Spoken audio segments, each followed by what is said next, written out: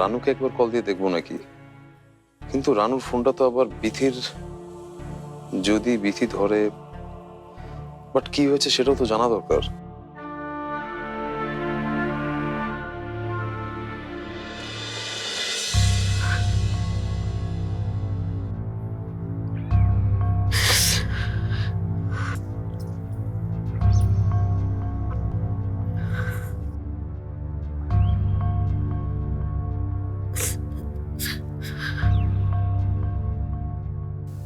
কেন রানু আপার সাথে বারবার এমন হচ্ছে?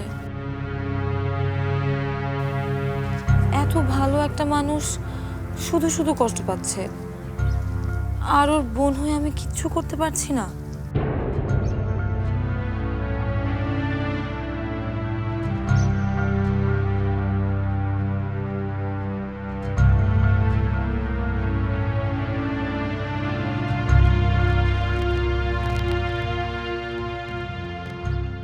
এ ব্যাপারে কাকে বলা যায়? কায়সার ভাইয়ের নাম্বারটাও তো নেই। তাহলে ফরহাদ? না না, ফরহাদকে এসব বলার কোনো মানে নেই, ও এসব বুঝতে চাইবে না।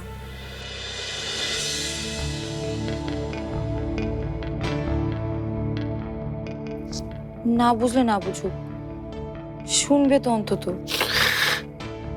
রানুপার জন্য এইটুকু অন্তত করতেই পারি। আপনি যাকে ফোন করেছেন তিনি এই মুহূর্তে ব্যস্ত আছেন, অনুগ্রহ করে কিছুক্ষণ পর আবার চেষ্টা করুন।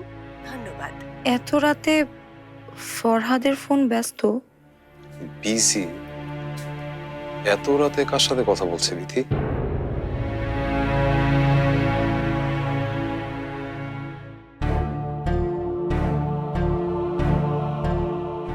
থাক, এখন আর কল করা বোধহয় ঠিক হবে না। থাক, রাতে আর ফোন না করাই ভালো। ওয়ালটন এখন দেশের সীমানা পেরিয়ে পৌঁছে গিয়েছে 50টিরও বেশি দেশে। ওয়ালটন, ঘরে ঘরে বিশ্বজুড়ে।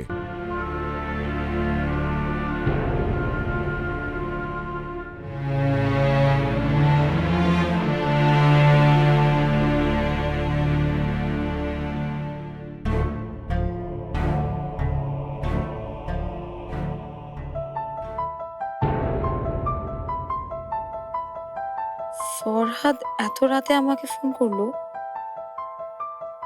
তার মানে এতক্ষণ আমাকে ট্রাই করছিল।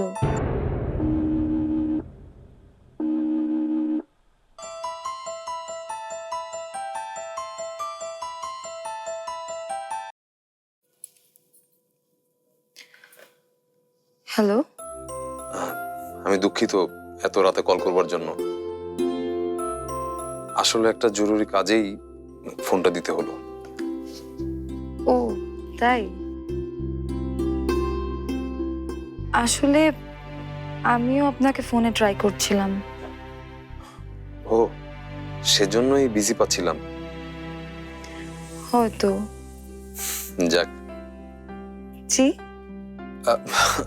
না, কিছু না।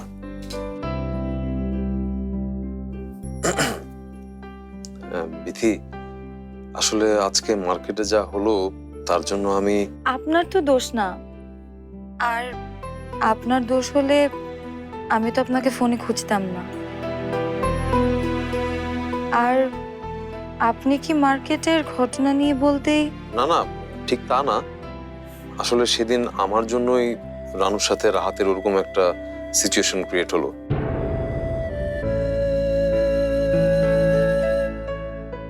আপনার জন্য না, আমার মায়ের জন্য। আপনার মা যে এমনই সেটা আমারই বোঝা উচিত ছিল। সরি, ভুলটা আমারই, কিছু মনে করবেন না।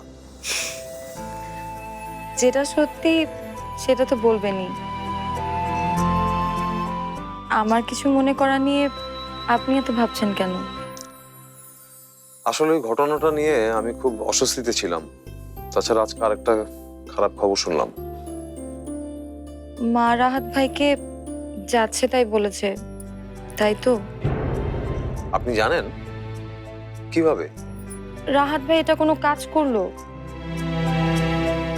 একবারের জন্য মুখ খুলে বলতে পারলো না যে উনি ফোন করেছেন? আসলে মা আমার উপর রেগেছিলেন।